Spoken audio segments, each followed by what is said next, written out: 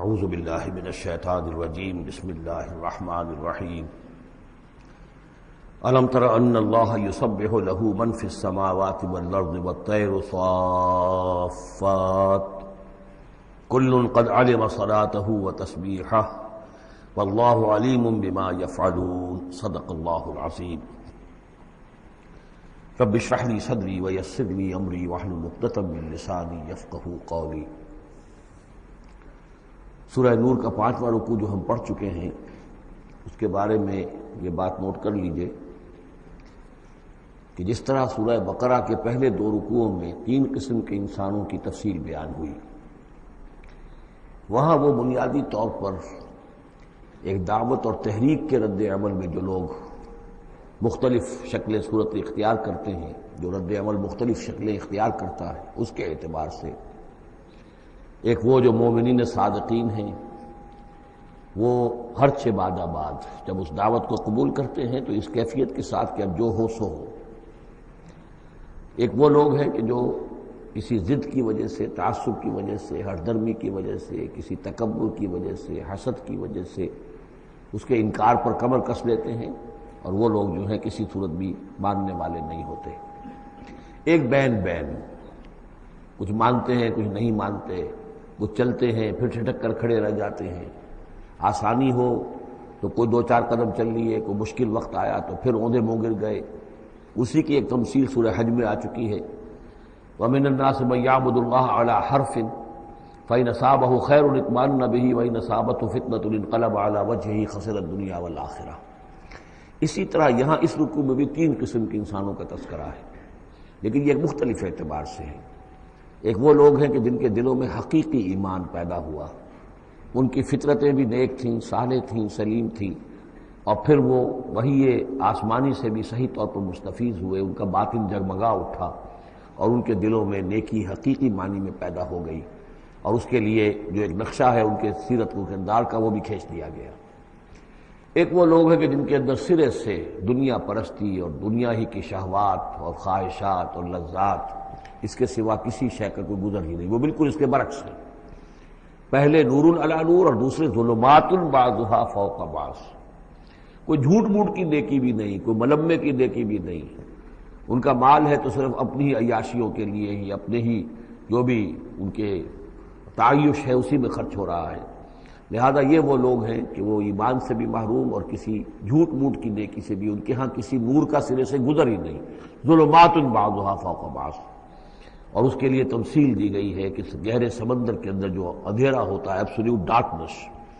کہ رات بھی ہے، اوپر بادل بھی ہے، اور جو ہے موج پر موج چڑھی ہوئی ہے، تو ایبسولوٹ ڈارکنس۔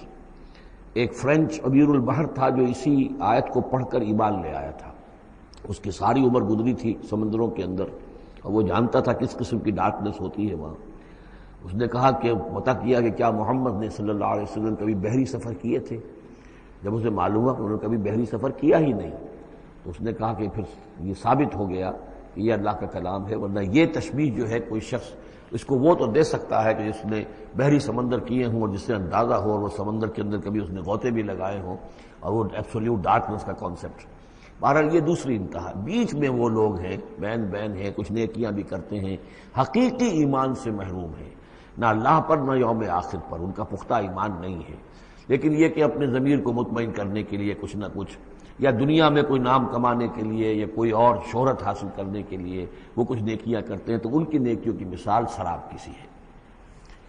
الم تر ان اللہ یسبح له من فی السماوات والارض، کیا تم دیکھتے نہیں ہو کہ اللہ کی تسبیح کرتی ہے وہ سب چیزیں، وہ سب وہ کرتے ہیں وہ سب جو آسمانوں میں ہے اور جو زمین میں ہے، اور نہ صرف آسمانوں اور زمین میں بلکہ ان دونوں کے مابین جو السماء میں جو ہے،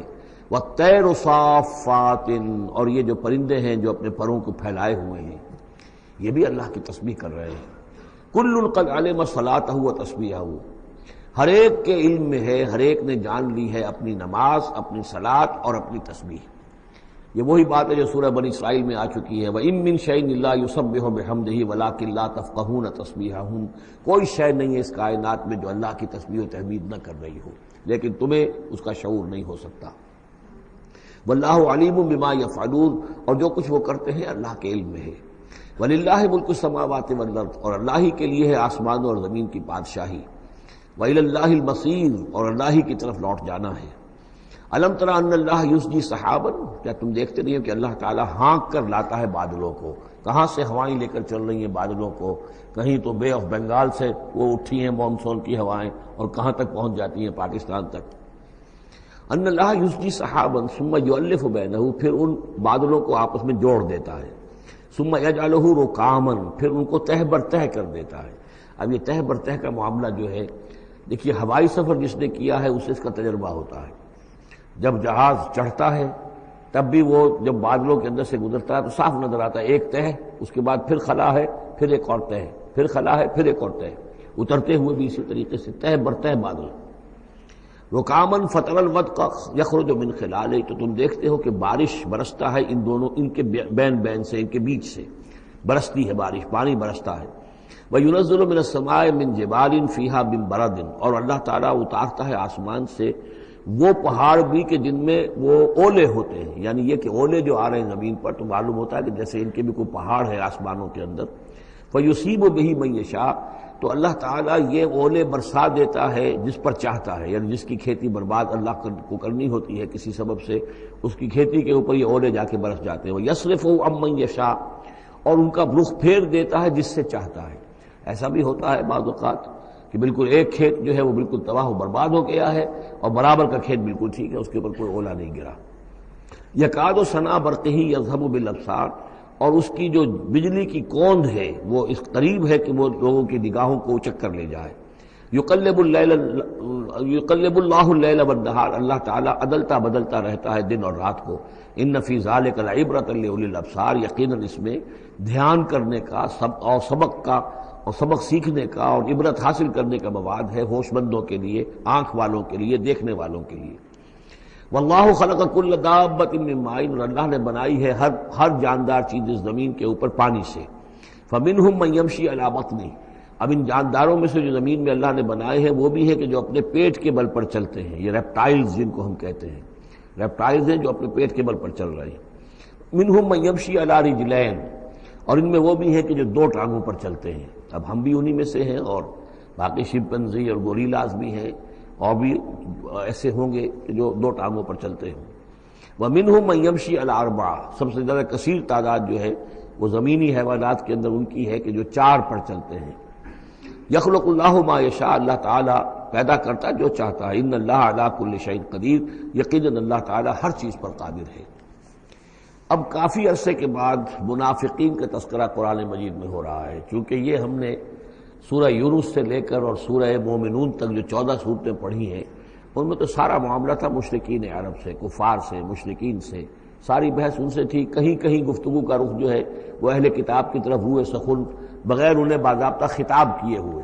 اور یا پھر تیسرا خطاب حضور سے ہے ذاتی، اور حضور کی وساطت سے اہل ایمان کے ساتھ، اور ابھی وہاں نفاق کا کوئی اس قسم کا موجود نہیں تھا معاملہ کہ منافقین کے ساتھ کوئی رد و قدا ہوتی۔ لیکن یہ تو چونکہ سورہ نازل ہو رہی ہے سن 6 ہجری میں، یہ گویا کہ یوں سمجھیے کہ عین مدنی جو دور ہے اس کا عین وسط ہے، بالکل سن 11 میں حضور کا انتقال ہوا ہے، تو سن 6 یوں سمجھیے کہ ان دونوں کے بالکل وسط کے اندر ہے، یہ بالکل درمیانی دور ہے مدنی دور کا۔ یہاں پر اب تذکرہ ہو رہا ہے منافقین کا۔ لقد انزلنا آیات مبینات، ہم نے نازل کی ہیں روشن آیات۔ واللہ یہدی من یشاء الی صراط مستقیم، اور اللہ تعالیٰ ہدایت دیتا ہے جس کو چاہتا ہے سیدھے راستے کی طرف۔ وَيَقُولُونَ آمَنَّا بِاللَّهِ، اور کچھ لوگ وہ بھی ہیں جو کہتے ہیں ہم ایمان لائے اللہ پر، وبالرسول، اور اللہ کے رسول پر، وَأَطَعْنَا، اور ہم نے اطاعت قبول کی۔ ثُمَّ يَتَوَلَّىٰ فَرِيقٌ مِّنْهُمْ، پھر ان میں سے ایک جماعت جو ہے پیٹھ موڑ کر جاتی ہے، مِن بَعْدِ ذَلِكَ، اس کے بعد، یعنی اب اس کے بعد یہ سب کچھ کہہ کر قول و قرار کر کے اطاعت کا یہاں دم بھر کر جاتے ہیں، لیکن پھر طرز عمل ان کا کچھ اور ہوتا ہے۔ وَمَا أُولَٰئِكَ بِالْمُؤْمِنِينَ، اور یہ لوگ حقیقی مومن نہیں ہیں۔ وَإِذَا دُعُوا إِلَى اللَّهِ وَرَسُولِهِ لِيَحْكُمَ بَيْنَهُمْ، اور جب انہیں پکارا جاتا ہے، بلایا جاتا ہے کہ آؤ اللہ کی طرف اور رسول کی طرف کہ ان کے مابین فیصلے کرے۔ یہ سورہ نساء میں ہم یہ سارے مضامین بڑی تفصیل سے پڑھ چکے ہیں کہ وہ لوگ چاہتے تھے کہ اپنے مقدمات جو ہیں وہ یہودیوں کی عدالت میں لے جائیں، اس لیے کہ حضور کے ہاں انہیں اندیشہ ہوتا تھا کہ یہاں تو بالکل صحیح فیصلہ ہو جائے گا۔ تو اس طرح کا جو ان کا کردار تھا، جب انہیں بلایا جاتا ہے اللہ کے اور اس کے رسول کی طرف کہ آؤ کہ وہ فیصلہ کرے تمہارے مابین اذا فریق منہم معرضون، تو ان میں سے ایک گروہ اور ایک جماعت ایسی ہے جو اعراض کرتی ہے اور کرنی کترا جاتی ہے۔ وَإِن يَكُن لَهُمُ الْحَقُّ يَأْتُوا إِلَيْهِ مُذْعِنِينَ، اور اگر وہ ان کو معلوم ہو کہ حق ہمارے ساتھ ہے، یعنی ہم حق پر ہیں اس مقدمے میں، تو پھر وہ آتے ہیں بڑا یقین کا اظہار کرتے ہوئے، اذعان کے ساتھ اور یقین کے ساتھ اور اپنے ایمان کا اظہار کرتے ہوئے، کیونکہ انہیں یقین ہے کہ ہمارا کیس سچا ہے اور حضور کی عدالت میں ہم جائیں گے تو ہمارے حق میں فیصلہ ہو جائے گا، تو اب کوئی رکاوٹ نہیں۔ یاتوا الیہ مذعنین، خوب یقین کا اعتماد کا اظہار کرتے ہوئے آتے ہیں۔ افی قلوبہم مرض، کیا ان کے دلوں میں روگ ہے؟ ام ارتابوا، یا یہ شکوک میں مبتلا ہو گئے ہیں؟ ام یخافون ان یحیف اللہ علیہم، یا انہیں یہ اندیشہ ہے کہ اللہ تعالیٰ جو ہے ان کے ساتھ ناانصافی کرے گا، ورسولہ، وہ اس کے رسول، بل اولئک هم الظالمون، نہیں بلکہ حقیقت میں یہی ظالم ہیں۔ ایمان کی اصل حقیقت سے چونکہ یہ محروم ہے، لہذا ساری غلطی ان کے اپنے کردار میں ہے۔ انما کان قول المؤمنین اذا دعوا الی اللہ ورسولہ لیحکم بینہم، جو حقیقی مومن ہوتے ہیں ان کو تو جب بلایا جاتا ہے اللہ کی طرف اور اس کے رسول کی طرف کہ وہ فیصلہ کرے ان کے مابین، تو ان کا قول تو یہی ہوتا ہے ان یقولوا سمعنا واطعنا، کہ وہ کہتے ہیں کہ ہم نے سنا اور ہم نے مانا، ہم حاضر ہیں، جو بھی فیصلہ محمد رسول اللہ کا ہوگا ہم اسے بصر و چشم تسلیم کریں گے۔ انما کان قول المؤمنین اذا دعوا الی اللہ ورسولہ لیحکم بینہم ان یقولوا سمعنا واطعنا واولئک هم المفلحون، اور یقیناً وہی لوگ ہیں جو پھر فلاح پانے والے ہیں۔ ومن یطع اللہ ورسولہ، اور جو اللہ کی اور اس کے رسول کی اطاعت کرتا ہے، ویخشى اللہ ویتقہ، اور اللہ کا خوف بھی رکھتا ہے اور اس کا تقوی اختیار کرتا ہے، فاولئک هم الفائزون، تو یقیناً وہی لوگ ہیں کہ جو کامیاب ہونے والے ہیں۔ واقسموا باللہ جہد ایمانہم، اور وہ قسمیں کھا کھا کر کہتے ہیں، اللہ تعالیٰ کی قسمیں کھاتے ہیں اپنی امکانی حد تک، لئن امرتہم، اے نبی اگر آپ حکم دیں گے، لَيَخْرُجُنَّ، تو وہ لازماً نکل جائیں گے۔ آپ حکم دے دیا میں ہم حاضر ہیں، ویسے میری یہ مجبوری ہے، یہ میری تکلیف ہے، یہ مسئلہ ہے، ویسے آپ حکم دیں گے اگر، تو میں بالکل حاضر ہوں۔ یہ آپ کو اب بھی معلوم ہوگا کہ ہماری جماعتی زندگیوں کے اندر یہ مسئلہ ہوتا ہے کہ کوئی امیر ہے، اس نے ایک بات کہی ہے، کھل کر اس نے کہہ دیا ہے کہ میں یہ چاہتا ہوں کہ معاملہ اس طرح کیا جائے۔ اب کچھ لوگ کرنے کا کتراتے ہیں، اچھا جی اگر آپ حکم دیں گے تو میں کروں گا۔ لیکن یہ کیا بات ہے، جب وہ امیر ہے آپ کا، وہ بات کہہ رہا ہے، تو اس کی بات کو آپ حکم کیوں نہیں سمجھ رہے؟ اسی طریقے سے حضور صلی اللہ علیہ وسلم نے جب فرما دیا ہے کہ نکلنا ہے، اب دشمن کے مقابلے کے لیے نکلو، اب آپ چاہتے ہیں پی کال کر کے حضور ایک ایک کی خوشامد کریں کہ آئیے آپ ضرور نکلیے، خدا کے لیے ضرور چلیے، یہ حضور کرنے والے نہیں ہیں۔ واقسموا باللہ جہد ایمانہم، اور یہ اللہ کی قسمیں کھا کھا کر کہتے ہیں اپنی امکانی حد تک، لئن امرتہم، اے نبی آپ کا حکم ہوگا تو میں حاضر ہوں، لیخرجن، ہم ضرور نکلیں گے۔ قل لا تقسموا، اے نبی ان سے کہیے تم قسمیں مت کھاؤ، طاعۃ معروفہ، معروف طریقے پر اطاعت اختیار کرو۔ تم نے اعلان کیا ہے کہ تم مجھ پر ایمان لائے ہو، تم نے اعلان کیا ہے کہ تم مجھے اللہ کا رسول سمجھتے ہو، اب جو میں کہہ رہا ہوں اسے قبول کرو، اختیار کرو۔ یہ کیا ہے کہ میں کسی کو ایک ایک کو علیحدہ علیحدہ حکم دوں؟ ان اللہ خبیر بما تعملون، یقیناً جو کچھ تم کر رہے ہو اللہ اس سے باخبر ہے۔ قل اطیعوا اللہ واطیعوا الرسول، اے نبی کہہ دیجئے۔ اب دیکھیے نوٹ کر لیجئے، سورہ نساء میں نے تفصیل سے آپ کو بیان کیا تھا کہ منافقین پر تین ہی چیزیں بھاری تھیں۔ نمبر ایک، حضور کی شخصی اطاعت کرنا، نمبر دو، جہاد اور قتال کے لیے نکلنا، نمبر تین، ہجرت۔ تین ایشوز کے اوپر بڑی تفصیل سے وہاں گفتگو ہو چکی ہے۔ یہاں اطاعت رسول کو جو ہے، جو پہلا مضمون تھا سورہ نساء میں، اسی کو زیادہ موقت کیا جا رہا ہے۔ قل اطیعوا اللہ واطیعوا الرسول، کہیے ان سے اطاعت کرو، اللہ کی اطاعت کرو، اس کے رسول کی صلی اللہ علیہ وسلم۔ فإن تولوا، پھر اگر یہ پیٹھ موڑ لے، اگر تم منہ پھیرو گے، اگر منہ موڑ لو گے، فإنما علیہ ما حمل، تو سن لو ہمارے نبی پر ذمہ داری ہے اس کام کی جو ہم نے ان پر ڈالا ہے، وعلیکم ما حملتم، اور تم سے باز پرس ہوگی اس کی جو تمہارے اوپر ڈالا گیا ہے۔ یعنی نبی نے جو ذمہ داری تھی اللہ کا دین تم تک پہنچایا، اللہ کے احکام پہنچا دیے، ان کا کام جو ہے اس پر ختم ہو گیا۔ اب اطاعت کرنا، اس کی تعمیل کرنا، اس کے حکم پر چلنا، اللہ کے دین کے لیے تن من دھن لگانا، اور یہ سارا کام تمہیں کرنا ہے۔ تو جو ان کی ذمہ داری ہے وہ ادا کریں گے، اور اللہ کے ہاں ان سے ان کے بارے میں سوال کر لیا جائے گا، اور جو تمہاری ذمہ داری ہے ظاہر بات ہے کہ اس کے جواب بھی تمہیں کرنی ہے۔ اس میں یہ بھی ہوتا ہے بسا اوقات کہ کسی شخص کو یہ گمان ہو جائے، ظاہر بات ہے میں نے آپ کو سنایا تھا کہ ایک شخص نے کہہ دیا تھا حضور سے، اے دل یا محمد، اے محمد عدل سے کام لیجیے صلی اللہ علیہ وسلم. بڑی گستاخی کے ساتھ اس نے کہا، گویا کہ الزام لگایا کہ آپ یہ جو صدقات کی جو تقسیم کر رہے ہیں یا مال غنیمت تقسیم کر رہے ہیں اس میں آپ عدل سے کام نہیں لے رہے. تو حضور نے بھی غصے میں جواب دیا تھا کہ انما عدل فلم یا عدل، اگر میں عدل نہیں کروں گا تو کون کرے گا. اسی طریقے سے ہو سکتا ہے کسی جماعتی زندگی کے اندر کوئی امیر ہے اور اس سے کوئی شخص یہ محسوس کرے اس کا ساتھی کہ مجھ پر زیادتی کی ہے انہوں نے، امیر نے زیادتی کی ہے. کوئی بات نہیں، امیر نے زیادتی کی ہے تو امیر اس کی جواب دہی اللہ کے ہاں کر لے گا، اللہ تعالیٰ کے ہاں جواب دہی ہو جائے گی. اور اگر ہو سکتا ہے اس کے کچھ جو بھی نیکیاں ہے وہ تمہارے حساب میں اللہ تعالیٰ درج کر دے، لینا دینا وہاں ہو جائے گا، ڈیبٹ کریڈٹ ہو جائے گا. لیکن اس کا مطلب یہ ہو کہ ناراض ہو کر بیٹھ رہا ہو کہ اب اپنی ذمہ داری ادا نہیں ہو رہی، تو پھر تو جواب دہی تمہاری ہو جائے گی اللہ کے ہاں، ایکسپلیشن کال تمہاری ہو جائے گی کہ ناراض ہو کر بیٹھ رہے ہیں کیونکہ انہوں نے میرے ساتھ یہ کیا ہے لہذا میں بس اب کام کچھ نہیں کروں گا. یہ تو گویا کہ ایک منفی طرز عمل ہے. تمہیں جواب دہی کرنی ہے اپنے فرائض کی، اپنی ذمہ داریوں کی.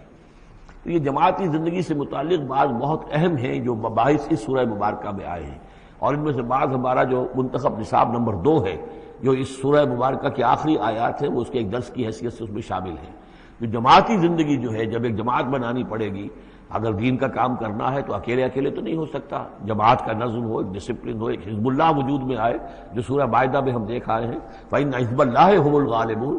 غلبہ جو ہے تو وہ حزب اللہ کو اللہ تعالیٰ دیتا ہے. ید اللہ علی الجماعہ، جماعت کے اوپر اللہ کا ہاتھ ہے، جماعت کی کو اللہ کی نصرت اور تائید حاصل ہوتی ہے. اس جماعتی زندگی کے بعد ایسے نفسیاتی معاملات ہوتے ہیں اور اس کے اندر بعض ایسے حساس مسائل ہوتے ہیں کہ جن کے بارے میں بڑی عمدہ رہنمائی دی گئی ہے مختلف مقامات پر. ان پر ہم نے پھر مرتب کیا ہے منتخب نصاب، مطالعہ قرآن حکیم کا منتخب نصاب نمبر 2. قل اطیعوا اللہ واطیعوا الرسول فإن تولوا فإنما علیہ ما حمل. ان پر جو ذمہ ہے وہ ان کی اپنی ذمہ داری کا، اور جو تمہارے اوپر جو بوجھ ہے جو تمہاری مسئولیت ہے وہ تمہاری ذمہ داری کی. وَإِن تُطِيعُوهُ تَهْتَدُوا. جان لو یہ اللہ کے رسول ہیں، اگر تم ان کی اطاعت پر کاربند رہو گے تبھی تم ہدایت یافتہ ہوگے. وَمَا عَلَى الرَّسُولِ إِلَّا الْبَلَاغُ الْمُبِينُ. اور ہمارے رسول پر سوائے صاف صاف پہنچا دینے کے اور کوئی ذمہ داری نہیں ہے. اب جو آیت آ رہی ہے یہ بھی طویل آیات میں سے اور عظیم ترین آیات میں سے آیت استخلاف، یہ خلافت کا جو اللہ تعالیٰ نے وعدہ کیا ہے اس امت سے. وعد اللہ الذین آمنوا منکم وعملوا الصالحات. اے مسلمانوں، اللہ کا وعدہ ہے تم میں سے ان لوگوں کے ساتھ جو ایمان اور عمل صالح کی شرطیں پوری کر دیں گے. یہ نام کے مسلمان، نسلی مسلمان جو اللہ کے حکم پر چلتے بھی نہ ہوں، اللہ کے احکام کے مطابق عمل نہ کرتے ہوں، دین کے لیے تن من دھن لگانے کو تیار نہ ہوں، ان سے یہ وعدہ نہیں ہے. وعدہ ہے حقیقی اہل ایمان جو ایمان حقیقی کی شرط پوری کرے اور ایمان کے جو عملی تقاضے ہیں ان کو بھی بجا لائے. وعد اللہ الذین آمنوا منکم وعملوا الصالحات لیستخلفنہم فی الارض. کہ وہ انہیں زمین میں خلافت عطا کرے گا، حکومت عطا کرے گا، غلبہ عطا کرے گا. کما استخلف الذین من قبلہم. جیسے کہ اس نے خلافت عطا کی تھی ان کو جو ان سے پہلے تھے. حضرت داؤد کو، حضرت طالوت کو، حضرت سلیمان کو جو خلافت دی گئی، بعد میں بھی مکابی حکومت قائم ہوئی ہے، اس میں بھی خلافت قائم ہوئی. تو یہ خلافت جیسے پہلے ہم نے دی تھی سابقہ امت مسلمہ کو، ایسے ہی اے امت محمد صلی اللہ علیہ وسلم تمہیں بھی خلافت دی جائے گی، بشرطے کہ ایمان اور عمل صالح کی یہ 2 شرطیں تم پوری کرو. اب یہ خلافت جو ہے اس کو 3 انداز میں یہاں بیان کیا گیا ہے. لَيَسْتَخْلِفَنَّهُمْ فِي الْأَرْضِ. انہیں لازماً خلافت دے گا زمین میں، حکومت دے گا. کما استخلف الذین من قبلہم. جیسے کہ خلافت دی تھی اور حکومت دی تھی ان کو کہ جو ان سے پہلے تھے. ولا یمکنن لہم دینہم الذی ارتضی لہم. اور ان کے اس دین کو زمین میں غلبہ عطا کرے گا، قوت عطا کرے گا، تمکن عطا کرے گا جو اللہ نے ان کے لیے پسند کر لیا ہے. ظاہر بات ہے مسلمانوں کی خلافت ہے تو اس کے معنی کیا ہے؟ اللہ کے دین کا غلبہ ہے. وہ تو بات تو ایک ہی ہے، اللہ کا دین غالب، اس کے کیا معنی ہے؟ مسلمانوں کی خلافت. تو چیز ایک ہی ہے لیکن یہاں 3 الفاظ لا کر اس کی اہمیت کو نمایاں کیا جا رہا ہے 3 اعتبارات سے. ولا یمکنن لہم دینہم الذی ارتضی لہم. اب یہاں دیکھیے وہی لام مفتوح شروع میں فعل مضارع سے اور اس کے بعد یہ نون مشدد، یہ سارے وعدے نہایت تاکیدی وعدے ہیں. لَيَسْتَخْلِفَنَّهُمْ فِي الْأَرْضِ كَمَا اسْتَخْلَفَ الَّذِينَ مِن قَبْلِهِمْ وَلَيُمَكِّنَنَّ لَهُمْ دِينَهُمُ الَّذِي ارْتَضَىٰ لَهُمْ. واللہ نے دین کون سا ہے جو پسند کر لیا ہے؟ الْيَوْمَ أَكْمَلْتُ لَكُمْ دِينَكُمْ وَأَتْمَمْتُ عَلَيْكُمْ نِعْمَتِي وَرَضِيتُ لَكُمُ الْإِسْلَامَ دِينًا. یہ آیت ہم پڑھ چکے ہیں سورہ مائدہ میں. اور تیسری بات وَلَيُبَدِّلَنَّهُم مِّن بَعْدِ خَوْفِهِمْ امنا، اللہ تعالیٰ ان کے خوف کی کیفیت جو ہے اس کو بدل دے گا امن کی کیفیت سے۔ ظاہر بات ہے جب تک کہ مسلمان کمزور تھے ان کے لیے خوف تھا، ابھی ادھر سے حملے کا اندیشہ ہے، ابھی ادھر سے حملے کا اندیشہ ہے، اب فلاں قبیلے کی طرف سے خبر آئی ہے کہ وہ فوجی تیاری کر رہا ہے، فوج کشی کرے گا، وہ خوف کی ایک کیفیت تھی جو ہر وقت طاری رہی ہے۔ ایمرجنسی کی کیفیت جو ہے مدینہ منورہ میں یوں سمجھیے کہ پورے 5 برس ایمرجنسی رہی ہے، ہر وقت ہر آن اندیشہ ہوتا تھا، خبریں آ رہی ہیں اب ادھر سے کوئی قبیلہ حملہ کرنے والا ہے، اب یہ مکے میں کوئی ان کی ملاقاتیں ہوئی ہیں، کوئی سازش ہوئی ہے، ابھی کوئی خط چلا گیا ابو عامر راہب کا کوئی مشن ہے، یہ ساری خبریں آتی تھیں۔ لیکن یہ کہ اب اس کے بعد وہ وقت آ جائے گا کہ ان کا جو خوف کی کیفیت ہے بدل جائے گی امن سے۔ یعبدوننی لا یشرکون بی شیئا، میں یہاں اس کو سمجھتا ہوں مستقبل سے متعلق، جب ایسا ہو جائے گا تو پھر وہ میری بندگی کریں گے کہ اس میں کسی شے کی شرک جو ہے گوارا نہیں کریں گے۔ جب تک اللہ کی حکومت نہیں ہے تو ظاہر بات ہے کچھ نہ کچھ شرک تو ہو ہی رہا ہے۔ اب ہم یہاں رہ رہے ہیں، پاکستان میں رہ رہے ہیں، اللہ کا دین تو قائم نہیں ہے، قانون کس کا ہے؟ اللہ کا تو نہیں ہے، تو گویا کہ ہم قومی اعتبار سے، اجتماعی اعتبار سے کفر اور شرک میں زندگی بسر کر رہے ہیں۔ ہاں ہمارا اپنا کوئی عقیدہ فرض کیجئے ہے بھی ٹھیک، بالکل مشرکانہ اوہام سے ہم نے اپنے آپ کو پاک کر لیا ہے، اور توحید فی العقیدہ ہماری بالکل صحیح ہے، لیکن سوال یہ کہ ہم اس ملک کے شہری ہیں، اس ملک کا دستور ہے، اس ملک کے اندر جو ہے اللہ کی حکومت اور اللہ کے قانون کی بالادستی نہیں ہے، تو اس کے کیا معنی؟ ہم بھی اس کے شہری ہونے کی حیثیت سے اس میں ملوث ہیں۔ تو یہ ہے کہ یہ توحید کامل اس وقت ہوگی جب یکون الدین کلہ للہ، جب دین کل کا کل اللہ کے لیے ہو جائے گا۔ عملاً توحید کی تکمیل اس وقت ہوگی۔ یعبدوننی، میری بندگی کریں گے، لا یشرکون بی شیئا، اور میرے ساتھ کسی شے کو شریک نہیں کریں گے۔ ومن کفر بعد ذلک فاولئک هم الفاسقون، اور جو اس کے بعد بھی کفر کریں تو پھر وہ تو فاسق ہیں، ناہنجار ہیں، سرکش ہیں۔ اس کے بھی دو معنی ہو سکتے ہیں، جب دین کا غلبہ ہو گیا پھر بھی جو کفر کرے وہ تو معلوم ہوا کہ اس کے اندر خیر سرے سے ہے ہی نہیں۔ ایک یہ ہے کہ باطل کا غلبہ ہے، باطل کے غلبے میں کسی بندہ مومن کے لیے ایمان لانا مشکل ہے، ایمان پر قائم رہنا مشکل ہے، اسلام پر عمل کرنا مشکل ہے۔ لیکن جب دین غالب ہو گیا ہو تو اب تو ظاہر بات ہے کہ اب تو ساری رکاوٹیں دور ہو گئیں۔ اب تو ایک شخص کی کسی کی اپنی فطرت ہی میں کجی آ چکی ہے، کوئی پرورٹڈ نیچر کا شخص ہے تبھی وہ رہے گا کہ جو اسلام سے دور رہے۔ ومن کفر بعد ذلک فاولئک هم الفاسقون، اور میرے نزدیک اس کا ایک مفہوم یہ بھی ہے کہ ہمارے ان 3 پختہ وعدوں کے بعد بھی جو شخص کمر ہمت نہ کس لے اور اس کام کے لیے کھڑا نہ ہو جائے، گویا کہ وہ ہماری بات کا کفر کر رہا ہے، انکار کر رہا ہے، اسے ہمارے ان وعدوں پر یقین نہیں ہے۔ ومن کفر بعد ذلک فاولئک هم الفاسقون، تو وہ تو گویا کہ فاسق ہے اور سرکش ہے اور ناہنجار ہے۔ اس آیت کو ذہن میں رکھیے، اس حدیث کو آج میں چاہتا ہوں کہ اس کا متن بھی آپ کو سنا دوں کہ اس کی خبر دی ہے محمد رسول اللہ صلی اللہ علیہ وسلم نے۔ تاریخی اعتبار سے تو یہ نوٹ کر لیجئے، یہ سن 6 ہی کے اندر، ابتدائی میں سن 6 کے یہ آیت نازل ہوئی۔ سن 6 ہی میں صلح حدیبیہ ہو گئی، انا فتحنا لک فتحا مبینا،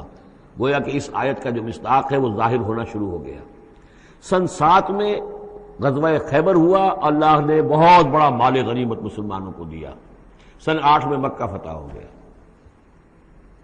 سن 9 میں موپنگ اپ آپریشن ہو گیا، اعلان کر دیا گیا حج کے اندر کہ آئندہ سے یہاں کوئی مشرک نہیں آئے گا، اور اب تمہارے لیے اتنی مہلت ہے،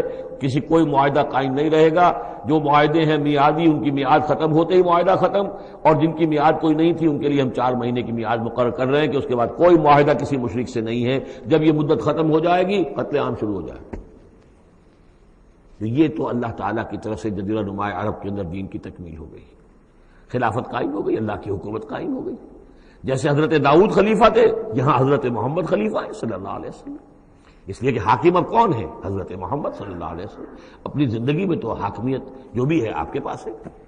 اس کے بعد خلافت راشدہ میں پھر یہ خلافت کہاں سے کہاں پہنچی وہ آپ کو معلوم ہے، لیکن پھر ریورسل شروع ہو گیا۔ لیکن وہ حدیث میں آپ کو سنا رہا ہوں، حضرت نعمان ابن بشیر سے مروی ہے رضی اللہ تعالی عنہ، اور مسند احمد ابن حنبل میں یہ روایت ہے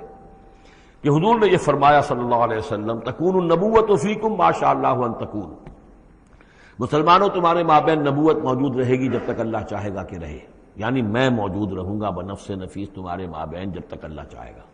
ثم یرفع اللہ اذا شاء یرفعها، پھر اللہ تعالیٰ اس کو اٹھا لے گا جب چاہے گا، نبوت کو اٹھا لے گا، یعنی میرا انتقال ہو جائے گا، تو ایک دور جو ہے وہ ختم ہو جائے گا۔ فرمایا ثم تکون خلافتا علی منہاج النبوہ، پھر خلافت ہوگی نبوت کے نقش قدم پر، نبوت ہی کے طریقے پر، ٹھیک وہی نظام جو محمد عربی صلی اللہ علیہ وسلم نے قائم کیا تھا، بعین ہی، ایک بال کے فرق کے بغیر وہ نظام جو کا تو قائم رہے گا، خلافت علی منہاج النبوہ۔ فتکون ما شاء اللہ وان تکون، یہ بھی رہے گا جب تک اللہ چاہے گا یہ دور، ثم یرفع اللہ اذا شاء یرفع، پھر اس دور کو بھی اللہ اٹھا لے گا جب اللہ چاہے گا۔ ثم تکون ملکا عاضا، پھر ملوکیت کا دور آئے گا، اور وہ کاٹ کھانے والی ملوکیت ہوگی، کاٹ کھانے والی ملوکیت، ظالم ملوکیت، اور یہ بھی رہے گا جب تک اللہ چاہے گا، پھر اللہ اس کو بھی اٹھا لے گا۔ پھر چوتھا دور آئے گا ثم تکون ملکا جبریا، پھر غلامی کی ملوکیت ہوگی، یعنی یہ دور جو ہمارا گزرا ہے کولونیل دور، پہلے یہ کہ ملوک تھے، بادشاہ تھے، چاہے وہ بنو عباس میں تھے یا بنو امیہ میں سے تھے یا یہ کہ ترک تھے، مسلمان تو تھے، کلمہ گو تو تھے، ان میں کوئی نہ اچھا بھی ہوتا تھا، بہت اچھے لوگ بھی تھے، برے لوگ بھی تھے، لیکن مسلمان تو تھے، کلمہ گو تو تھے۔ لیکن چوتھا دور آیا کہ کہیں ہم انگریزوں کے غلام ہو گئے، کہیں ہم ولندیزیوں کے غلام ہو گئے، کہیں ہم فرانسیسیوں کے غلام ہو گئے، کولونیل پاورز۔ تو ہماری تو ملکہ معظمہ جو ہے ملکہ وکٹوریہ تھی، 1857 سے تو ہم ان کی رعایا بن گئے تھے، اس سے پہلے تو جو بھی تھی بہرحال ایسٹ انڈیا کمپنی جو تھی، لیکن یہ کہ بعد میں تو ہم براہ راست تاج برطانیہ کے غلام تھے۔ یہ چوتھا دور ہے جو تقریباً یوں سمجھیے کہ ابھی نصف میں پہنچا ہے، اس اعتبار سے کہ اگرچہ براہ راست وہ جو حکومتوں کا جو ہے جو یہاں پر تھا، جو بساط بچھی ہوئی تھی، وہ لپیٹ دی گئی ہے، لیکن ابھی مالیاتی اعتبار سے ریموٹ کنٹرول سے وہی قوتیں ہیں کہ جو آج بھی کنٹرول کر رہی ہیں ہمیں، یہ ریموٹ کنٹرول ہے۔ ابھی یہ چوتھا دور ختم نہیں ہوا ہے، پہلے یہ براہ راست آکوپیشن اور اپنی حکومتیں، اپنی فوجیں لا کر، اب یہ ہے کہ اس کے بغیر بائی پراکسی، چاہے ہمارے ہی آدمی بیٹھے ہوئے ہیں، لیکن اصل میں سارا جو ہے یہ مالیاتی جو ہے استعمار ہے، ایک نیا عالمی استعمار ہے۔ لیکن یہ استعمار جو ہے اس طرح کا کولونیل رول نہیں ہے کہ انگریز موجود ہے، ان کی فوج موجود ہے، یا فرانسیسی فوج موجود ہے، یا اطالوی فوج موجود ہے، بلکہ یہ تو IMF اور ورلڈ بینک کا نظام ہے اس کے تحت، اور ملٹی نیشنل کمپنیوں کی۔ لیکن جو چوتھی جو خوشخبری کی بات ہے وہ یہ ہے کہ حضور نے فرمایا بالآخر یہ چوتھا دور بھی ختم ہو جائے گا، اور خوشخبری یہ ہے کہ ثم تکون خلافتا علی منہاج النبوہ، پھر دور آئے گا خلافت علی منہاج النبوہ کا۔ ثم سکت رسول اللہ صلی اللہ، اس کے بعد حضور خاموش رہے، اس لیے کہ اس کے بعد پھر دنیا کے خاتمے کا معاملہ ہے۔ وہ خاتمے کے بارے میں عرض کر چکا ہوں، ایک طویل عرصے تک تو پوری دنیا میں وہ خلافت علی منہاج النبوہ رہے گی، گلوبل، اس لیے کہ حضور نے یہ بتا دیا ہے کہ اب جب یہ خلافت علی منہاج النبوت کا نظام آئے گا تو کل روئے ارضی پر ہوگا۔ مسلم شریف میں روایت ہے، یہ حضرت صوبان حضور کے ایک آزاد شدہ غلام تھے، جیسے کہ حضرت زید ابن حارثہ بھی حضور کے غلام تھے، آپ نے آزاد کر دیا تھا، اسی طرح حضرت صوبان بھی ہے، مولا، ان صوبان مولا رسول اللہ صلی اللہ علیہ وسلم۔ اس میں روایت کیا ہے، حضور نے فرمایا ان اللہ زوالی الارض، اللہ نے میرے لیے ساری زمین کو لپیٹ دیا یا سکیڑ دیا، فرائے تو مشارقہا و مغاربہا، تو میں نے سارے مشرق دیکھ لیے زمین کے، سارے مغرب دیکھ لیے، وَإِنَّ أُمَّتِي سَيَبْلُغُ مُلْكُهَا مَا زُوِّيَ لِي مِنْهَا، اور میری امت کی حکومت ان تمام علاقوں پر قائم ہو کر رہے گی جو اس طرح زمین کو سکیڑ کر یا لپیٹ کر مجھے دکھا دیے گئے۔ اور یہ روایت صحیح مسلم کی ہے۔ اسی طرح کی ایک اور حدیث ہے حضرت مقداد بن الاسود سے رضی اللہ تعالی عنہ کہ اس روئے ارضی پر کوئی گھر اور کوئی خیمہ نہیں بچے گا، یعنی سیٹلڈ جو علاقے ہیں جہاں گھر ہیں، شہر ہیں، گھر بنے ہوئے ہیں، مکان بنے ہوئے ہیں، یا نومیڈک ٹرائبز جہاں بھی ہیں کہ وہ اپنے خیمے لے کے ادھر سے ادھر جاتے رہتے ہیں، نہ کوئی گھر بچے گا، نہ خیمہ جس میں اللہ کا دین داخل نہ ہو جائے۔ بعز عزیز اور ذل ذلیل، یا تو یہ کہ گھر اور خیمے والا اسلام قبول کرے گا، اسلام اس کے گھر میں داخل ہوگا، اس کا بھی اعزاز ہوگا، اور یا وہ گھر والا اسلام قبول نہیں کرے گا لیکن اسلام کی بالادستی جو ہے تسلیم کرنی پڑے گی۔ یؤتوا الجزیۃ عن ید وہم صاغرون، یہ جو ہم پڑھ آئے ہیں سورہ توبہ کے اندر، تو گویا کہ اس کے گھر میں بھی اسلام تو آ گیا لیکن وہ بدبخت جو ہے اسلام کی نعمت سے اور اس کے اعزاز سے محروم رہا۔ یہ ہے وہ خبر کہ جو ہے صحیح احادیث ہیں، اور یہ منطقی طور پر بھی سمجھ لیجئے کہ قرآن مجید میں یہ بات واضح کر دی گئی کہ حضور کو بھیجا گیا غلبہ دین کے لیے، 3 دفعہ فرمایا، سورہ توبہ میں ہم پڑھ چکے ہیں، 2 مرتبہ آگے اور آنا ہے، هو الذی ارسل رسولہ بالہدی ودین الحق لیظہرہ علی الدین کلہ، اور 5 مرتبہ فرمایا کہ حضور کو بھیجا گیا پوری نوع انسانی کے لیے۔ اس کی سب سے نمایاں اور سب سے جو لوگوں کے اندر عام طور پر معروف آیت ہے وہ یہ ہے وَمَا أَرْسَلْنَاكَ إِلَّا كَافَّةً لِلنَّاسِ بَشِيرًا وَنَذِيرًا، ویسے ہم پڑھ آئے سورہ انبیاء میں وَمَا أَرْسَلْنَاكَ إِلَّا رَحْمَةً لِلْعَالَمِينَ، اس کا بھی مفہوم یہی ہے، تمام جہان والوں کے لیے ہم نے بھیجا ہے آپ کو رحمت بنا کر، اور ہم نے نہیں بھیجا ہے محمد آپ کو مگر پوری دنیا کے لیے، پوری نوع انسانی کے لیے بشیر اور نذیر بنا کر۔ ان دونوں کو جوڑیں تو اس کا منطقی نتیجہ بھی یہ ہے کہ حضور کی بعثت کا مقصد مکمل ہوگا ہی اس وقت جبکہ کل عالم انسانیت پر دین غالب ہو جائے، اور یہ ہو کر لینا ہے۔ وَمَنْ كَفَرَ بَعْدَ ذَلِكَ فَأُولَٰئِكَ هُمُ الْفَاسِقُونَ وَأَقِیمُوا الصَّلَاةَ وَآتُوا الزَّکَاةَ، اور نماز قائم کرو اور زکوٰۃ ادا کرو، وَأَطِیعُوا الرَّسُولَ لَعَلَّکُمْ تُرْحَمُونَ، رسول کی اطاعت کرو تاکہ تم پر رحم کیا جائے، چونکہ روح سخن منافقین کی طرف ہے، اور میں نے آپ کو بتایا تھا ان پر جو شاخ گزر رہی تھی وہ در حقیقت رسول کی اطاعت تھی۔ بار بار کہتے تھے، یہ اپنے جی سے بات کہہ دیتے ہیں، آیت تو ابھی اتری نہیں، ابھی کوئی آیت تو آئی نہیں، قرآن میں تو ابھی یہ حکم آیا نہیں، یہ معاملہ جو ہے ان کو شاخ گزر رہا تھا حضور کی اطاعت۔ وَأَقِیمُوا الصَّلَاةَ وَآتُوا الزَّکَاةَ، اور نماز قائم کرو اور زکوٰۃ ادا کرو، وَأَطِیعُوا الرَّسُولَ لَعَلَّکُمْ تُرْحَمُونَ، اور اللہ رسول کی اطاعت کرو تاکہ تم پر رحم کیا جائے۔ لَا تَحْسَبَنَّ الَّذِينَ كَفَرُوا مُعْجِزِينَ فِي الْأَرْضِ، یہ کافر یہ نہ سمجھیں کہ وہ اللہ کو تھکا دیں گے یا ہرا دیں گے اس زمین میں، وَمَأْوَاهُمُ النَّارُ، ان کا ٹھکانہ آگ ہے، وَلَبِئْسَ الْمَصِيرُ، اور بہت برا ٹھکانہ ہے۔ یا ایھا الذین آمنوا لیستأذنکم الذین ملکت ایمانکم، اب وہی جو سماجی احکام کچھ دیے گئے تھے کہ اذن لیے بغیر تم داخل نہ ہو گھر میں، اور اس طرح کے آداب جو ہیں معاشرتی، ان کے ضمن میں مزید احکام آ رہے ہیں۔ یہ سورہ مبارکہ کی ترتیب یہ ہے، یوں سمجھیے کہ جیسے کوئی انگوٹھی ہو اور بڑا سا ہیرا جو ہے لگا ہوا، دونوں طرف جو ہے وہ اس کا پتلے سائڈ سے، یہ ہار ہے، اور اس کے نیچے جو ہے درمیان میں کوئی بڑا ہیرا ہے، دوسری طرف موتی ہے۔ اس کے بالکل وسط میں 5واں رکوع ہے، یہ اللہ نور السماوات والارض مثل نورہ کمشکاۃ فیہا مصباح، اور آیت نمبر 35 وہ عظیم کوہ نور ہیرے کے مانند ہے۔ پھر دونوں طرف جو ہے یہ مضامین ہیں، کچھ ادھر ہیں سماجی احکام، کچھ ادھر ہیں سماجی احکام، اور اس طریقے سے یہ ایک عظیم بہت خوبصورت ہار کی شکل بن گئی۔ لیستأذنکم الذین ملکت ایمانکم، چاہیے کہ جو تمہارے غلام ہیں اور باندیاں ہیں وہ بھی اجازت لے کے اندر داخل ہوا کریں۔ والذین لم یبلغوا الحلم، اور وہ لوگ بھی تمہارے کہ جو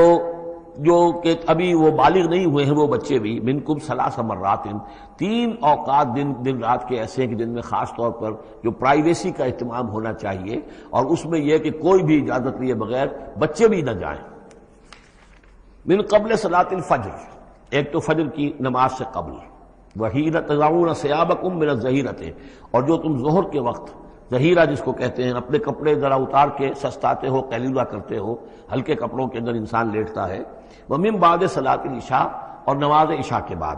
3 عورات لکم، یہ 3 اوقات تمہارے پردے کے اوقات ہیں، یہ تمہاری خاص پرائیویسی کے اوقات ہیں۔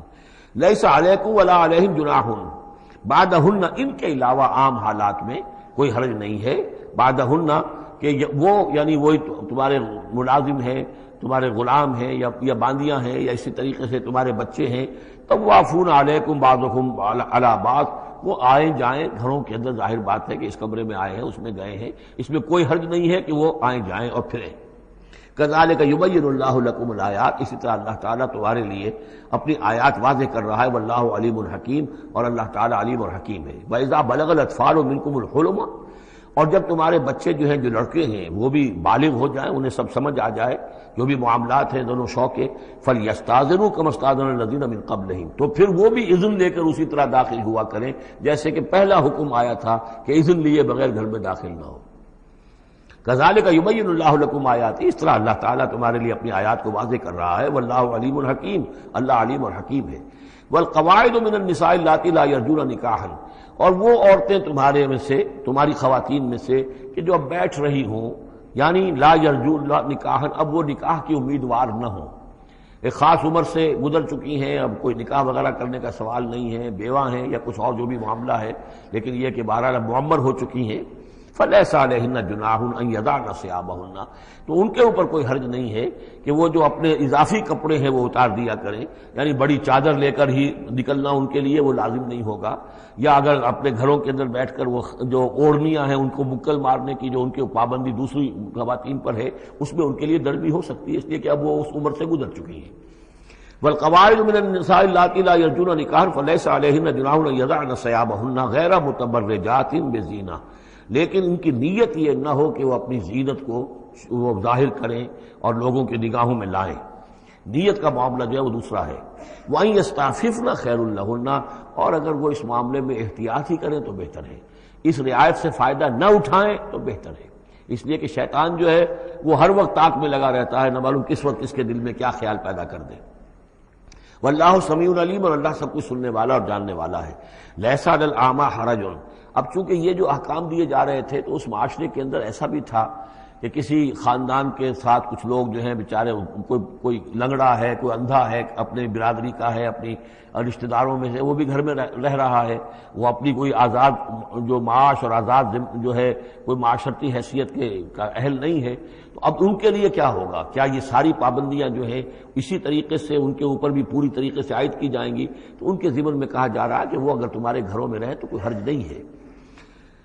لیس علی الاعمی حرج، کوئی کسی اندھے کے اوپر کوئی حرج نہیں ہے، کوئی تکلیف نہیں ہے. ولا علی الاعرج حرج، اور نہ ہی کسی لنگڑے پر. ولا علی المریض، اور نہ بیمار پر حرج. ولا علی انفسکم، نہ تمہارے اوپر کوئی اس میں کوئی تنگی ہے. ان تاکلوا من بیوتکم و بیوت آبائکم، کہ تم کھانا کھایا کرو اپنے گھروں سے، اپنے باپوں کے گھروں سے، اور بیوت امہاتکم، یا اپنی ماؤں کے گھروں سے، اور بیوت اخوانکم، اپنے بھائیوں کے گھروں سے، اور بیوت اخواتکم، یا اپنی بہنوں کے گھروں سے، اور بیوت اعمامکم، یا اپنے چچاؤں کے گھروں سے، اور بیوت عماتکم، یا اپنی پھوپھیوں کے گھروں سے، اور بیوت اخوالکم، یا اپنے ماموں کے گھروں سے، اور بیوت خالاتکم، یا اپنی خالاؤں کے گھروں سے، او ما ملکت مفاتحہ، یا یہ کہ جس کی کنجیاں تمہارے ہاتھ میں ہے، کارخانہ ہے، اس کے مالک ہی تم ہو، وہاں جاؤ اور وہاں پر جا کر تم کھانا پینا ہو تو کھاؤ. اور صدیقکم، یا تمہارے اپنے دوست ہیں اس کے گھر سے. لیس علیکم جناح ان تاکلوا، کوئی حرج نہیں ہے تم پر اس میں، ان تاکلوا جمیعا، کہ سب مل کر کھاؤ، او اشتاتا، یا علیحدہ علیحدہ کھاؤ. اس کو خامخواہ بعض لوگوں نے عورتوں اور مردوں کے اوپر وہ جو ہے اس کا انطباق کر دیا ہے کہ چاہیں تو عورت اور مرد مل کر کھائیں اور چاہیں تو وہ علیحدہ علیحدہ کھائیں. یہاں مراد یہ ہے کہ بسا اوقات ایسے مواقع پر انتظار میں بڑی دقت ہوتی ہے. جیسے آج کل آپ کو معلوم ہے کہ ولیمہ ہے اور ٹائم دے رکھا ہے 9 بجے کا اور 12 بج رہے ہیں رات کے، لڑکی والے تو آئے نہیں، اس لیے ولیمہ ہو نہیں سکتا، بیٹھے ہوئے لوگ سوکھ رہے ہیں. کیا ضرورت ہے؟ جو آئے ہیں وہ کھائیں اور جائیں.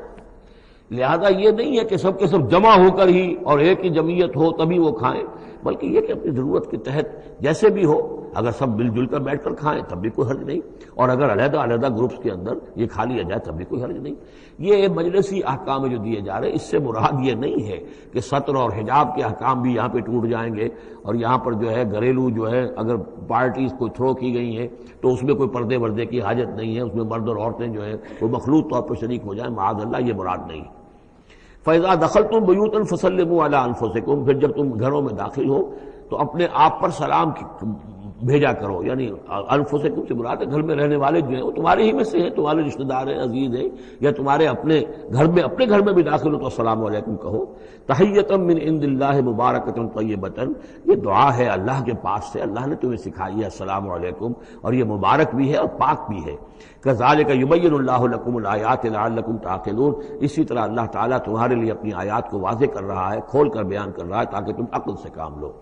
اب آخری جو رکوع ہے اس کا، اس سورہ مبارکہ کا، اور اس کی کل 3 آیات ہیں، یہ خالص جماعتی زندگی، وہ جو جہاد اور قتال کے لیے یا کسی اور اجتماعی کام کے لیے حضور جب نکلتے تھے اور اہل ایمان آپ کے ساتھ ہیں، اس وقت کیا صورتحال ہونی چاہیے. انما المؤمنون الذین آمنوا باللہ ورسولہ، مومن تو صرف وہی ہیں جو ایمان لائے اللہ پر، اس کے رسول پر. وَإِذَا كَانَ مَعَهُ عَلَىٰ أَمْرٍ جَامِعٍ، اور جب وہ ہوتے ہیں ان کے ساتھ یعنی رسول کے ساتھ کسی اجتماعی کام کے ضمن میں، لم يذهبوا حتى يستاذنوه، تو وہاں سے جاتے نہیں ہیں جب تک کہ اجازت نہ لے لیں.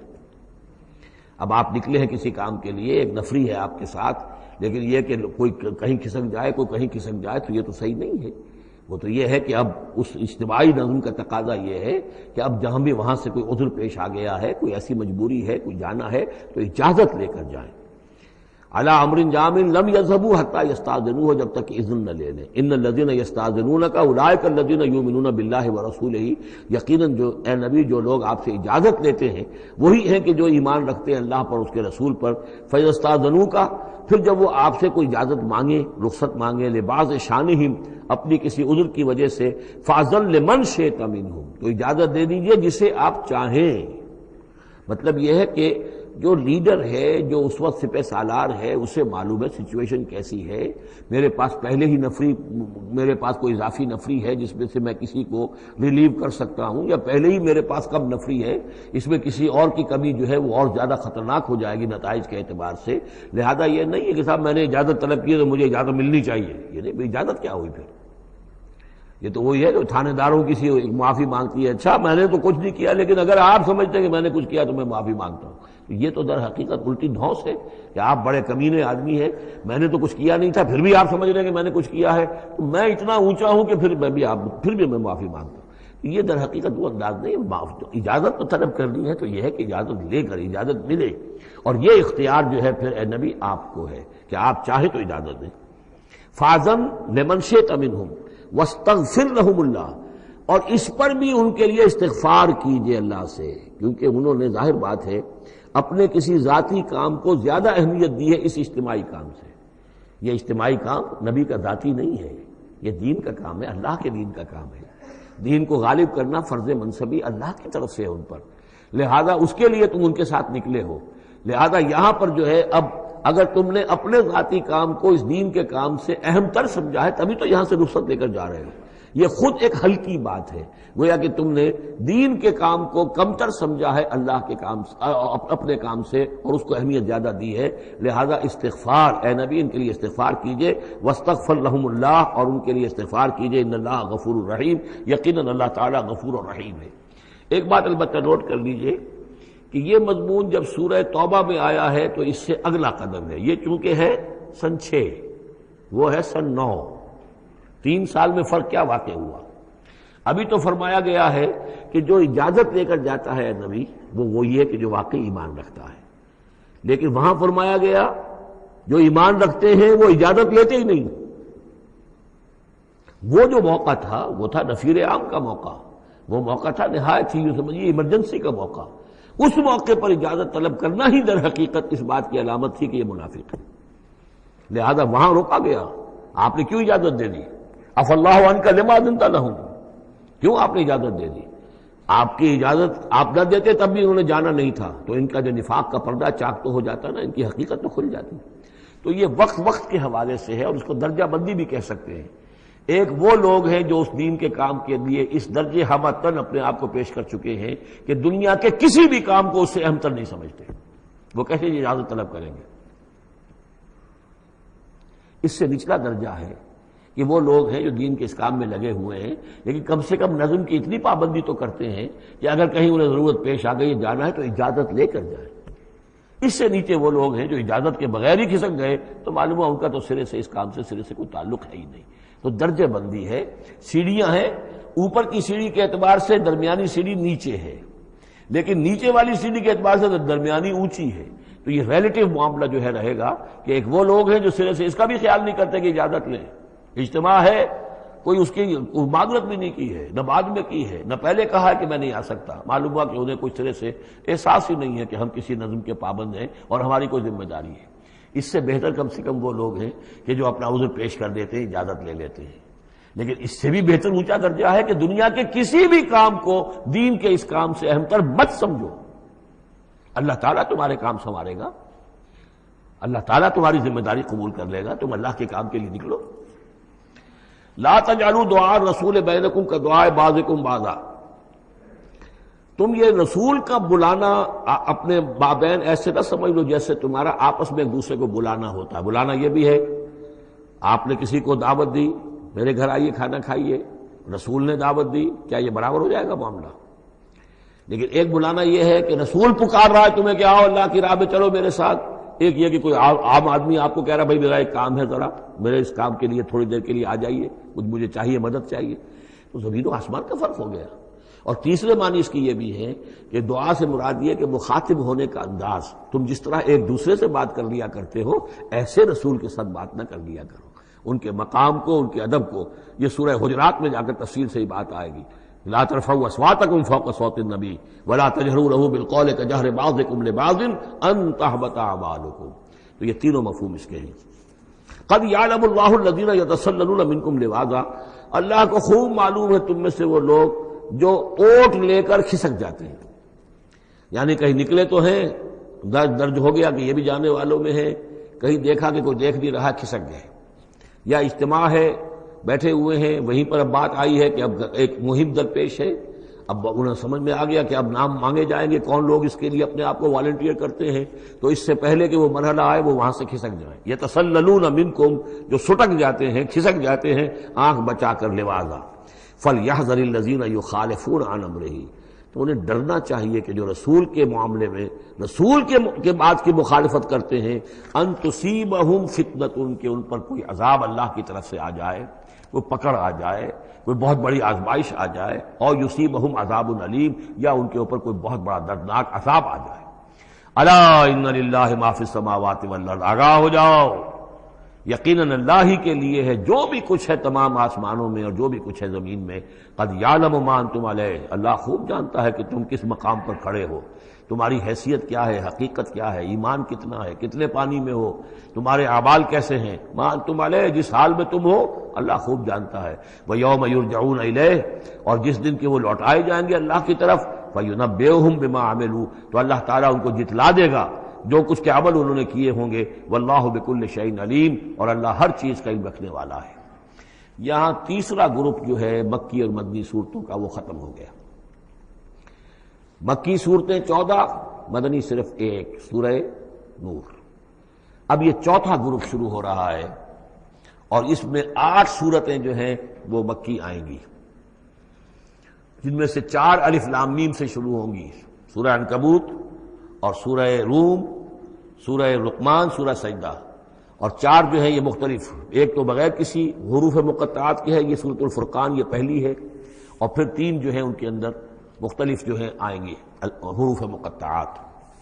یہاں سے وہ گروپ اب شروع ہو رہے ہیں کہ جن کا مرکزی مضمون توحید ہے،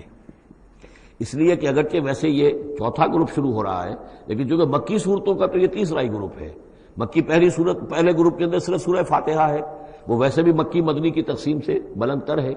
تو گویا کہ 2 جو پہلے گروپ آئے، جن میں سے پہلے میں صرف 2 مکی صورتیں تھیں، الانعام، الاعراف، دوسرے میں یہ 14 سورہ یونس سے لے کر مومنون تک، بلکہ ہاں مکی صورتیں۔ اب یہ تیسرا گروپ ہے سورۃ الفرقان سے لے کر اور سورہ سجدہ تک، یہ 8 صورتیں ہیں۔ اس کے بعد مدنی صورت آئے گی سورہ احزاب، اور سورہ احزاب مانوی اعتبار سے جوڑا ہے سورہ نور کا۔ بسم اللہ الرحمن الرحیم، تبارک الذی نزل الفرقان علی عبدہ لیکون للعالمین نذیرا۔ بڑی بابرکت ہے وہ ہستی جس نے کہ الفرقان نازل فرمایا اپنے بندے پر۔ یہ تیسری صورت ہے کہ جس کے مطلع میں پہلی آیت میں حضور کا جو تذکرہ ہے وہ عبد کی نسبت سے ہے۔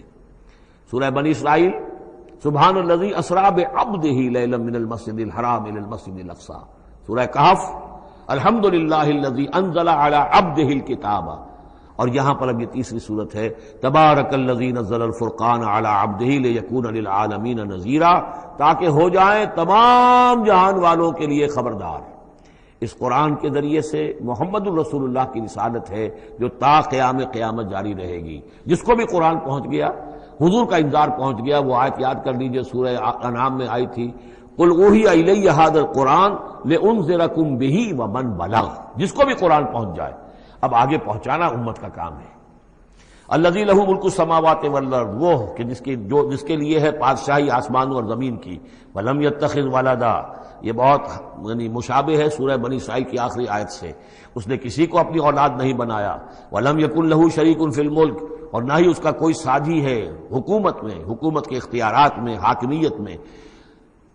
وخلق کل شیء، اور اسی نے ہر شے کو پیدا کیا، وہ خالق ہے تنہا، باقی سب مخلوق ہیں، فقدرہ تقدیرا، اور ہر شے کی پھر اس نے ایک اندازہ مقرر کر دیا ہے، ہر شے کے لیے ایک اندازہ ہے۔ واتخذوا من دونہ آلہۃ، اور انہوں نے اختیار کر لیے ہیں اس کے سوا ایسے آلہہ، ایسے دیوی اور دیوتا، لا یخلقون شیئا وہم یخلقون، جو کسی بھی شے کی تخلیق نہیں کرتے بلکہ وہ تو خود مخلوق ہیں، ولا یملکون لانفسہم ضرا ولا نفعا، اور نہ انہیں اختیار خود اپنے بارے میں کسی برائی کا یا بھلائی کا ہے، نہ کسی اچھائی کا اور نہ کسی برائی کا، ولا یملکون موتا ولا حیاتا ولا نشورا، نہ انہیں اختیار ہے موت کا، نہ اختیار ہے جینے کا، نہ اختیار ہے جی اٹھنے کا۔ وقال الذین کفروا ان ھذا الا افک افتراہ، اور کہا ان کافروں نے، یا یہ کافر کہتے ہیں کہ یہ کچھ نہیں ہے، یہ قرآن جو ہے یہ گھڑ لیا ہے اس کو اس محمد نے صلی اللہ علیہ وسلم، ان ہذا نہیں ہے یہ الا افک افترا ہو، بلکہ ایک افک ہے، گھڑی ہوئی شے ہے جس کو کہ گھڑ لیا ہے اس نے، وعانہ علیہ قوم آخرون، اور اس میں مدد کی ہے اس کی کچھ اور لوگوں نے۔ یعنی محمد کو یہ ساری معلومات تو نہیں ہو سکتی تھی، لیکن یہ کہ کچھ اور لوگ ہیں، کوئی نہ کوئی اس نے بنا رکھا ہے، کوئی پینل ہے کہ جو ان کو یہ ساری مدد دے رہا ہے اس تصنیف کے اندر، اس کتاب کی۔ قومن آخرون فقط جاؤ ظلم و زورا، تو انہوں نے بڑی ہی ظلم پر اور بڑے جھوٹ کے اوپر کمر کس لی ہے، انہوں نے اتنی ایسی بڑی باتیں جو کہی ہیں، یہ گویا کہ بہت بڑا جھوٹ ہے اور بہت بڑا افتراء ہے۔ وقالوا اساطیر الاولین، وہ کہتے ہیں کیا ہے یہ پرانے قصے ہیں، پرانی باتیں ہیں، اکتتبھا، یہ انہوں نے لکھوا لیے ہیں کسی اور سے، اکتتبھا، کتبہ یکتبو لکھنا، اکتتاب باب افتعال ہوگا، کسی سے کچھ لکھوا لینا، اکتتبھا، انہوں نے لکھوا لی ہیں چیزیں، فہی تملا علیہ بکرۃ واصیلا، اور یہ ان کو پھر ڈکٹیٹ کرائی جاتی ہیں، املا کرائی جاتی ہیں صبح شام، صبح شام کوئی آتا ہے، کوئی شخص ان کو بتاتا ہے، وہ پھر یہ یاد کر لیتے ہیں، اور صبح شام جو کچھ بھی آتا ہے اس کو پھر آ کے ہمیں سناتے ہیں، دھونس جماتے ہیں کہ وہی آئی ہے۔ قل انزلہ الذی یعلم السر فی السماوات والارض، کہہ دیجئے اسے نازل کیا ہے اس ہستی نے جو جانتا ہے ہر چھپی ہوئی شے کو آسمانوں کی اور زمین کی، انہ کان غفورا رحیما، یقیناً وہ بخشنے والا اور رحیم ہے۔ وقالوا ما لہذا الرسول، اور وہ کہتے ہیں یہ کیسا رسول ہے، کیا ہوا اس رسول کو، کہتا ہے کہ میں رسول ہوں، یاکل الطعام، لیکن کھانا کھاتا ہے، ویمشی فی الاسواق، اور بازاروں میں چلتا پھرتا ہے۔ کہیں کوئی چیز آپ خریدتے بھی ہوں گے اپنے گھر کے معاملات کے اندر، یا اس سے پہلے تو آپ کاروبار بھی کیا کرتے تھے، یہ بازاروں میں ہماری طرح چلتا پھرتا ہے، کھانا اس کو کھانے کی حاجت ہوتی ہے، یہ کیسے رسول ہو گیا؟ لولا انزل الیہ ملک، کیوں نہیں کوئی بھیجا گیا ان کی طرف کوئی فرشتہ ہوتا، اڑتا ہوا پروں کے ساتھ وہ نیچے آتا ان کے پاس اور وہ کہتا یہ اللہ کے رسول ہیں، فیکون معہ ظہیرا نذیرا، اور وہ ان کے ساتھ ہوتا، آگے آگے چلتا ان کے، ہٹو بچو جیسے چلتے ہیں یہ اللہ کے رسول آ رہے ہیں، اور وہ خبردار کرتا ہے لوگوں کو ان کے ساتھ مل کر۔ اور یلقا الیہ کنز، یہ وہی باتیں جو سورہ بنی اسرائیل میں آ چکی ہیں،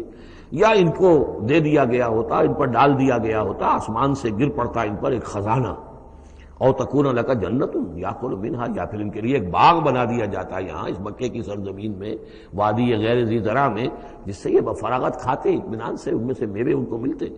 وقال الظالمون ان تتبعون الا رجلا مسحورا، اور کہا ان ظالموں نے کہ تم لوگ نہیں پیروی کر رہے ہو، نہیں ان کی باتوں پر دھیان دے رہے ہو،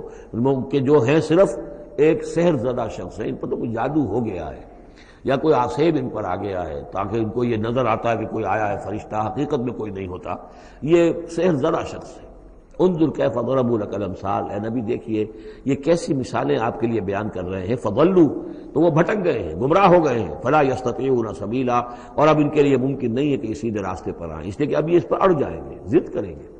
یہ میں آپ کو بتا چکا ہوں، یہ جو دو گروپ اب آ رہے ہیں جو ہم پڑھ رہے ہیں، جن میں سے یہ پہلا گروپ ہے جس کی پہلی صورت ہے، یہ درمیانی 4 سالوں کی صورتیں ہیں،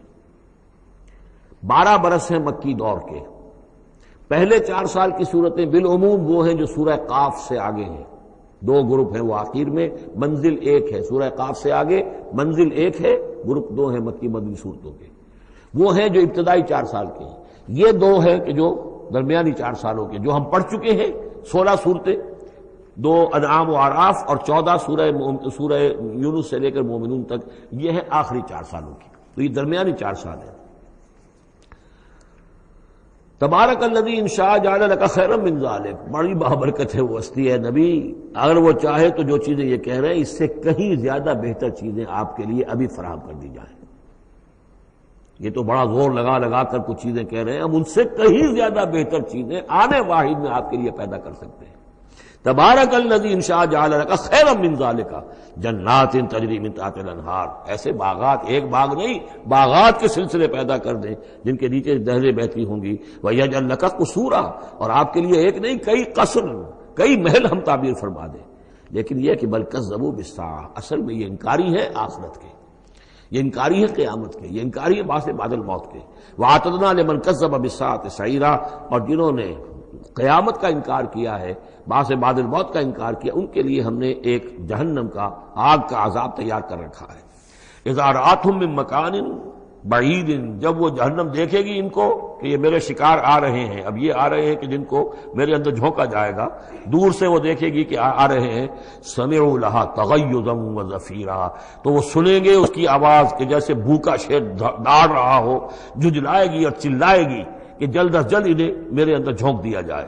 وَإِذَا أُلْقُوا مِنْهَا مَكَانًا ضَيِّقًا، اور جب وہ پھینک دیے جائیں گے اس میں ایک بڑے تنگ مکان میں، تنگ جگہ میں، مقرنین، اور وہ زنجیروں میں جکڑے ہوئے ہوں گے، دعوا هُنَالِكَ ثُبُورًا، اس وقت پھر وہ موت کی دعا کریں گے، ہائے موت آ جائے کسی طرح، ہم نسیہ منسیہ کر دیے جائیں، ہمارا یہ زندگی کا سلسلہ جو ہے شعور ختم ہو جائے۔ لَا تَدْعُوا الْيَوْمَ ثُبُورًا وَاحِدًا، تب کہا جائے گا اب آج ایک موت نہ مانگو، وَادْعُوا ثُبُورًا كَثِيرًا، بہت سی موتیں مانگو۔ اب موت آئے گی نہیں، مانگتے رہو موت، لیکن یہ ہے کہ اب تمہاری یہ زندگی جو ہے تاکہ تمہیں یہ جلن مسلسل رہے، یہ عذاب جو ہے اس کی تخفیف میں، اس کے اندر کوئی شدت میں تخفیف نہ ہو، لہذا موت آ کے تمہیں چھٹکارا نہیں دلائے گی۔ قُلْ أَذَلِكَ خَيْرٌ أَمْ جَنَّةُ الْخُلْدِ الَّتِي وُعِدَ الْمُتَّقُونَ، کہیے کہ کیا یہ انجام بہتر ہے یا وہ باغ، وہ جنت، رہنے کی جنت جو جس کا وعدہ کیا گیا ہے متقی بندوں سے، کانت لہم جزاء و مسیرا، اور وہ ان کے لیے ہوگی بدلہ اور ان کے لوٹ جانے کی جگہ۔ ما یشاؤون خالدین، ان لوگوں کے لیے وہاں ہر وہ شے ہوگی جو وہ چاہیں گے اور اس میں رہیں گے ہمیشہ ہمیشہ۔ کان علی ربک وعدا مسئولا، اور یہ تو وعدہ ہے تیرے رب کا جس کے لیے وہ ذمہ دار ہے۔ اب یاد کیجئے وہ دعا جو سورہ آل عمران کے آخر میں آئی تھی، ربنا وآتنا ما وعدتنا علی رسلک ولا تخزنا یوم القیامہ، پروردگار جو تو نے وعدے اپنے رسولوں کے ذریعے سے ہم سے کیے تھے ان کو پورا فرما۔ اللہ تعالیٰ اپنے وعدوں سے پھرے گا نہیں، اللہ تعالیٰ ان وعدوں کو پورا کرے گا، اور وہ اس کو سمجھتا ہے کہ یہ میری ذمہ داری ہے کہ میں اپنے وعدے پورے کروں۔ وَيَوْمَ يَحْشُرُهُمْ، اور جس دن کہ وہ ان سب کو جمع کرے گا، وَمَا يَعْبُدُونَ مِن دُونِ اللَّهِ، اور جن کو یہ پوجتے تھے اللہ کے سوا، فَيَقُولُ أَأَنْتُمْ أَضْلَلْتُمْ عِبَادِي هَؤُلَاءِ، وہ جمع کر لیں گے ان فرشتوں کو بھی جن کو نام کے اوپر بت بنا لیے گئے، یا اولیاء اللہ کی ارواح آ جائیں گی، یا انبیاء ہوں گے، حضرت عیسیٰ ہوں گے، یا اور بھی جس کے ساتھ یہ گستاخی اور ظلم کیا گیا ہو، اللہ ان سب کو جمع کرے گا اور پوچھے گا أَأَنْتُمْ أَضْلَلْتُمْ عِبَادِي هَؤُلَاءِ، کیا آپ لوگوں نے میرے ان بندوں کو گمراہ کیا تھا؟ اب ہم ضلوا السبیل، یا وہ خود ہی گمراہ ہو گئے تھے، سیدھے راستے سے بھٹک گئے تھے۔ قالوا سبحانک ما کان ینبغی لنا ان نتخذ من دونک من اولیاء، وہ کہیں گے تو پاک ہے اس سے، اور یہ تو ہمارے لیے تو یہ سرے سے ممکن ہی نہیں، ہمارے لیے یہ کسی طرح روا ہی نہیں تھا کہ ہم تیرے سوا کسی کو اپنے ولی بنا لیں، ہم نے ان لوگوں کو ولی قرار نہیں بنایا۔ ولیکن متعتہم وآباءہم، یعنی یہ کہ جیسے ولایت باہمی ہے، اللہ اہل ایمان کا ولی اور مومن اللہ کے ولی، اللہ ولی الذین آمنوا یخرجہم من الظلمات الی النور، اور اللہ الا ان اولیاء اللہ لا خوف علیہم ولا هم یحزنون، تو یہی رشتہ ہونا چاہیے تھا ان معبودوں کے ساتھ اگر وہ برحق ہوتے، کہ وہ اس کے ولی ہوتے اور وہ ان کے ولی ہوتے، لیکن فرمایا کہ یہ ہو ہی نہیں سکتا کہ ہم ان سے کوئی رشتہ استوار کرتے۔ ما کان لنا ما کان ینبغی لنا ان نتخذ من دونک من اولیاء ولکن متعتہم وآباءہم، لیکن اے اللہ آپ نے ان کو سامان دیا، ساز و سامان انہیں اور ان کے آباء و اجداد کو، اور ان کو فراوانی دی، دولت دی، حیثیت دی، ذکر، یہاں تک کہ وہ ذکر کو بھول گئے، یاد دہانی کو بھول گئے،